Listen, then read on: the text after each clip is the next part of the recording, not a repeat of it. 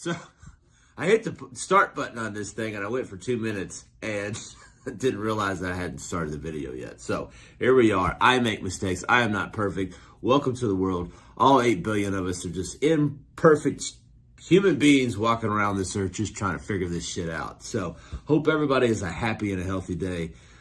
Today we're going to talk about change. And people talk a lot about change with me, and they have for a long time. You know, when people come about fitness goals, it's like, I need to make a change. You know, that January 1st thing, I want to make a change.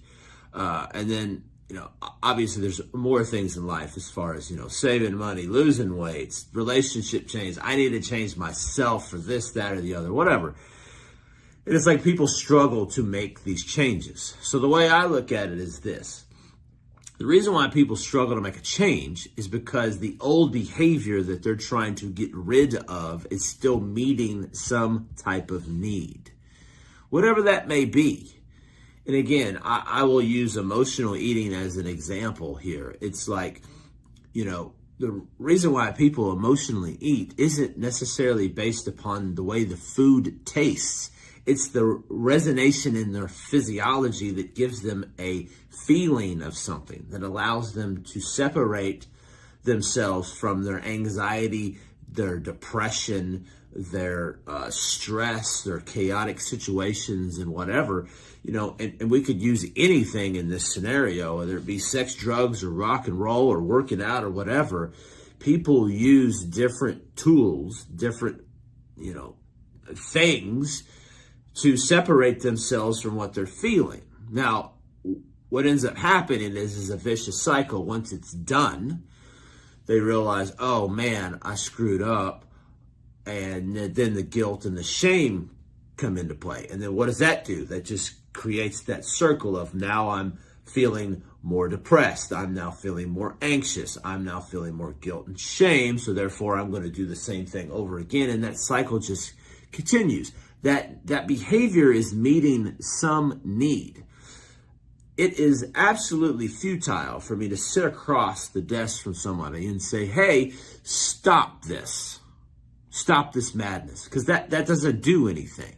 Because that behavior is still meeting a need. So if you have a behavior that you're trying to stop, whatever it may be, okay, spending a ton of money, getting on Amazon every day and spending money, or, you know, eating too much or eating too little, or working out too much or working out too little, whatever it is, you have to ask yourself, what is this behavior that I want to change, but just doesn't seem to want to change? What is this meeting inside of me?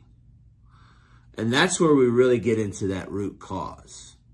Because for me, and what I do as far as coaching people, this is really important for me. I want to know why this exists, because if I can't get into the root cause of it, it's very difficult for us to then unravel and dissolve it. Because most of the time, in fact, I'll just go ahead and say all of the time, it goes back to an internal narrative. Talked about ego. Goes back to our ego and what it's telling us. Not enough. Always going to be alone, always a failure, so on and so forth. That behavior is meeting this need. Now, on paper, it sounds completely crazy because we're looking at it as, oh, well, that's just nuts. But again, your ego is trying to keep you safe. It's also trying to be right. So when we continue with the old behavior that we're trying to get rid of, it then feeds itself. So in order for us to lessen it, to destroy it, we have to take control over it. We have to realize that the voice that it is, or the voice and the information that it is telling us is incorrect and is not true. Once we do that, once we're aware of it, number one, and then thus we practice it, that's where we can start to shrink it. This is not an overnight fix. This is why I coach people for 1, 2, 3, 4, however long it takes, years, to get through some of these things, because there's a lot of hard wiring that go on in us as people. You know, I may get a client that's 40 years old like me. That's 40 years of programming that we've got to really work through. Having one conversation isn't going to do it. Now, it may alleviate some things, and then we may really start to get it, and we may start to catch it. But again, it takes time, and it takes practice, but more importantly, it takes awareness. So if you look at your set of behaviors that you're trying to get rid of, ask yourself, what is the need that this is supplying?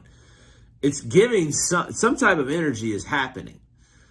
It's supplying some type of need to you, and the reason why you can't get rid of it. So if you ask yourself the questions, if you get curious about your behaviors, if you actually start to face it, this is when you can start to really do the work, as they say, and really start to heal parts of yourself that you may not like or you want to change, whatever the case may be. Because again, it's about peeling off all the layers and realizing why we're here and being here for what it is that we were sent here to be, which is to learn more about ourselves. So that's my opinion, and I'll hold it to it. Now, listen, if this type of work interests you, okay, this isn't about fitness. It's never been about fitness. It's not about life coaching. Really just about life and really undoing some of the programming that we've had because we've had a childhood. No matter how great our parents were, I have great parents, okay? But I had childhood, and they sent me to school and things happened there, and it just goes from there. That's just the way life works. Because if we didn't have struggle, we wouldn't want to understand what peace was. We wouldn't understand what freedom is. So if this interests you and this is something that you want to undergo and have a conversation with me about, I'd love to have that conversation with you. So you can shoot me a DM. You can message me right here in the comment section. I'd love to hear from you. Have a 30-minute discovery call. We're going to start with one question. What is your biggest challenge right now? And then we're going to go from there. See where we are and see if this is a fit for us to work together. So